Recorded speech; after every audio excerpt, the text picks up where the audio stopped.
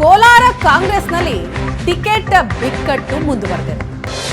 ಮುನಿಯಪ್ಪ ಅಳಿಯ ಚಿಕ್ಕ ಪೆದ್ದಣ್ಣಗೆ ಟಿಕೆಟ್ ನೀಡಲು ವಿರೋಧ ವ್ಯಕ್ತವಾಗ್ತಾ ಇದೆ. ಚಿಕ್ಕ ಪೆದ್ದಣ್ಣಗೆ ಟಿಕೆಟ್ ನೀಡಿದ್ರೆ ರಾಜೀನಾಮೆಯ ಬೆದರಿಕೆ. ಕೋಲಾರದ ಶಾಸಕರು ಎಂಎಲ್ಸಿಗಳಿಂದ ರಾಜೀನಾಮೆಯ ಬೆದರಿಕೆ ಬರ್ತಾ ಇದೆಯಂತೆ. ರಮೇಶ್ ಕುಮಾರ್ ಬೆಂಬಲಿತ ಶಾಸಕರಿಂದ ರಾಜೀನಾಮೆಯ ಬೆದರಿಕೆ ಹಾಕಲಾಗ್ತಾ ಇದೆ. ಹಾಗಾಗಿ ಕೋಲಾರ ಕಾಂಗ್ರೆಸ್ನಲ್ಲಿ ಟಿಕೆಟ್ ಬಿಕ್ಕಟ್ಟು ಈಗಲೂ ಕೂಡ ಮುಂದುವರೆದಿದೆ. ಕೆಎಚ್ ಮುನಿಯಪ್ಪ ತಮ್ಮ ಅಳಿಯ ಚಿಕ್ಕ ಪೆದ್ದಣ್ಣಗೆ ಟಿಕೆಟ್ ಕೊಡಿಸುವಲ್ಲಿ ಸಫಲರಾಗ್ತಿದ್ದಾರೆ ಅನ್ನುವಂತಹ ಚರ್ಚೆಗಳು ಆಗ್ತಾ ಇದ್ದ ಬೆನ್ನಲ್ಲೇ ಈಗ ಬಹಳ ವಿರೋಧ ವ್ಯಕ್ತವಾಗ್ತಾ ಇದೆ. ಕೋಲಾರದ ಶಾಸಕರು ಎಂಎಲ್ಸಿಗಳು ರಾಜೀನಾಮೆಯ ಬೆದರಿಕೆ ಒಡ್ತಾ ಇದ್ದಾರಂತೆ. ಎಂಎಲ್ಸಿ ಅನಿಲ್ ಕುಮಾರ್, ಶಾಸಕ ನಂಜೇಗೌಡ, ಕೊತ್ತೂರು ಮಂಜುನಾಥ್, ಬಂಗಾರಪೇಟೆ ಶಾಸಕ ನಾರಾಯಣಸ್ವಾಮಿಯಿಂದ ರಾಜೀನಾಮೆಯ ಎಚ್ಚರಿಕೆ ಕೊಡಲಾಗಿದೆಯಂತೆ. ಕಾಂಗ್ರೆಸ್ ನಾಯಕರಿಗೆ ಕರೆ ಮಾಡಿ ರಾಜೀನಾಮೆ ಕೊಟ್ಬಿಡ್ತೀವಿ ಅಂತ ಹೇಳ್ತಾ ಇದ್ದಾರಂತೆ. ಸಭಾಪತಿ ಬಸವರಾಜ ಹೊರಟ್ಟಿ ಕಾಲಾವಕಾಶವನ್ನ ಕೇಳಿದ್ದಾರಂತೆ. ಕೋಲಾರ ಕಾಂಗ್ರೆಸ್ ಶಾಸಕರು ಕೋಲಾರ ಕಾಂಗ್ರೆಸ್ನಲ್ಲಿ ಬಂಡಾಯದ ಬಿರುಗಾಳಿ. ಕೋಲಾರ ಟಿಕೆಟ್ಗಾಗಿ ಬಹಳ ಪ್ರಯತ್ನವನ್ನ ಪಡ್ತಾ ಇದ್ದಾರೆ. ಕೆಎಚ್ ಮುನಿಯಪ್ಪ ತಮ್ಮ ಅಳಿಯನಿಗೆ ಈ ಬಾರಿ ಟಿಕೆಟ್ ಕೊಡಿಸಬೇಕು ಅಂತ ದೆಹಲಿಗೆ ಹೋಗಿ ಲಾಬಿ ಮಾಡಿದ್ರು.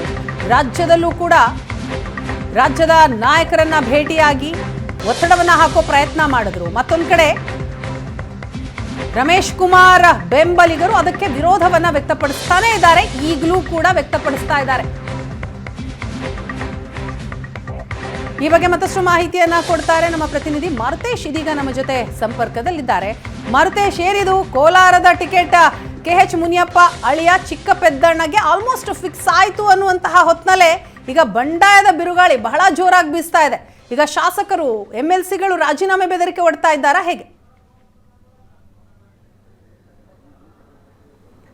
ವೀಣಾ, ನಿನ್ನೆ ರಾತ್ರಿ ಕೂಡ ಎಸಿಸಿ ಅಧ್ಯಕ್ಷರಾದಂಥ ಮಲ್ಲಿಕಾರ್ಜುನ್ ಖರ್ಗೆ ಅವರ ಜೊತೆಗೂ ಸಭೆ ನಡೆಸಲಾಯಿತು. ಸಚಿವ ಮುನಿಯಪ್ಪ ಕೂಡ ಸಭೆಯಲ್ಲಿದ್ದರು. ಜೊತೆಗೆ ರಮೇಶ್ ಕುಮಾರ್ ಬಣದ ಟಿಕೆಟ್ ಆಕಾಂಕ್ಷಿಯಾಗಿರುವಂಥ ಎಲ್ಲ ಹನುಮಂತಯ್ಯ ಅವರು ಕೂಡ ಆ ಸಭೆಯಲ್ಲಿದ್ದರು. ಬಹುತೇಕ ಸಭೆಯ ಫಲಿತಾಂಶ ಏನು ಅಂದರೆ, ಸಚಿವ ಮುನಿಯಪ್ಪ ಅವರ ಅಳಿಯ ಚಿಕ್ಕ ಪೆದ್ದಣ್ಣ ಅವರಿಗೆ ಬಹುತೇಕ ಟಿಕೆಟ್ ನೀಡುವಂಥ ತೀರ್ಮಾನವನ್ನು ಖರ್ಗೆ ಅವರು ತೆಗೆದುಕೊಂಡಿದ್ದಾರೆ. ಬಹುಶಃ ಈ ನಿರ್ಧಾರದಿಂದ ಅಂತ ಕಾಣಿಸ್ತಾ ಇದೆ. ಕೋಲಾರ ಕಾಂಗ್ರೆಸ್ನಲ್ಲಿ ಮೊದಲೇ 2 ಬಣಗಳಿತ್ತು. ಆ ಬಣಗಳ ನಡುವಿನ ಸಿಟ್ಟು ತಾರಕಕ್ಕೇರಿದಂಗೆ ಕಾಣಿಸ್ತಾ ಇದೆ.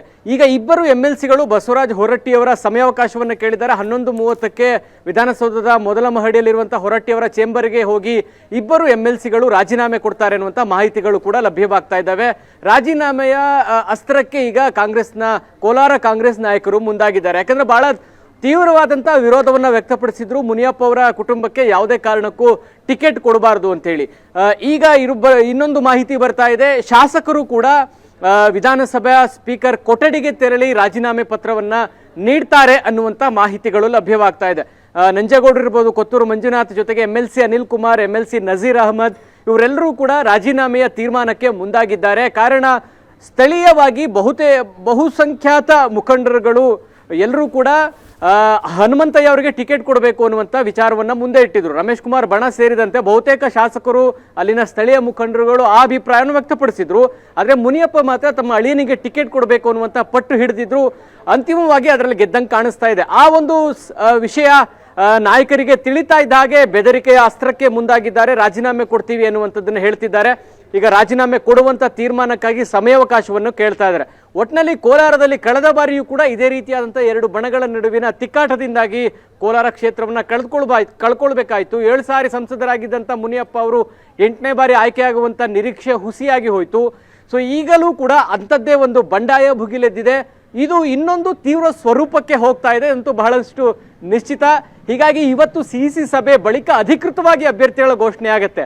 ಸೊ ಆ ಕಾರಣಕ್ಕಾಗಿ ಅದಕ್ಕಿಂತ ಮುಂಚೆ ಏನೆಲ್ಲ ಪ್ರಯತ್ನ ಮಾಡಬಹುದು, ಯಾವುದೇ ಕಾರಣಕ್ಕೂ ಮುನಿಯಪ್ಪ ಅವರ ಅಳಿಯಂಗೆ ಕೊಡಬಾರ್ದು ಅನ್ನುವಂಥ ಒತ್ತಡವನ್ನು ಹಾಕುವ ಸಲುವಾಗಿ ಈ ರಾಜೀನಾಮೆಯ ಅಸ್ತ್ರಕ್ಕೆ ಶಾಸಕರು ಮತ್ತು ಎಂಎಲ್ಸಿಗಳು ಮುಂದಾಗ್ತಾ ಇದ್ದಾರೆ. ಹೀಗಾಗಿ ರಾಜ್ಯ ನಾಯಕರು ಇದನ್ನು ಯಾವ ರೀತಿ ನೋಡ್ತಾರೆ ಮತ್ತು ಎಸಿಸಿ ಅಧ್ಯಕ್ಷರಾಗಿರುವಂತಹ ಮಲ್ಲಿಕಾರ್ಜುನ ಖರ್ಗೆ ಅವರು ಇದನ್ನ ಹೇಗೆ ನೋಡ್ತಾರೆ ಅನ್ನೋದು ಸದ್ಯಕ್ಕಿರುವಂತಹ ಪ್ರಶ್ನೆ. ಈ 2 ಬಣಗಳಿಗೆ ಯಾರಿಗೆ ಟಿಕೆಟ್ ಕೊಟ್ಟರು ಕೂಡ ನಿಶ್ಚಿತವಾಗಿ ಬಣ ಬಡಿದಾಟದಿಂದಾಗಿ ಮತ್ತೊಬ್ಬರು ಪದೇ ಪದೇ ಗೆಲ್ಲುವಂತ ಪರಿಸ್ಥಿತಿ ನಿರ್ಮಾಣ ಆಗಿತ್ತು.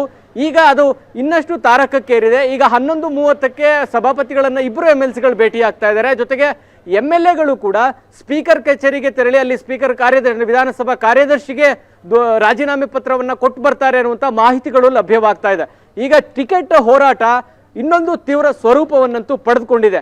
ಅಲ್ಲಿ ರಮೇಶ್ ಕುಮಾರ್ ವರ್ಸಸ್ ಅಂದ್ರೆ ಮಾಜಿ ಸ್ಪೀಕರ್ ರಮೇಶ್ ಕುಮಾರ್ ವರ್ಸಸ್ ಸಚಿವ ಮುನಿಯಪ್ಪ ಬಣಗಳ ನಡುವಿನ ತಿಕ್ಕಾಟ ಕಾಂಗ್ರೆಸ್ನ ಪಾಲಿಗೆ ಒಂದು ರೀತಿ ಮಗ್ಗುಲ ಮುಳ್ಳಾಗಿರೋದಂತೂ ಸತ್ಯ ವೀಣಾ.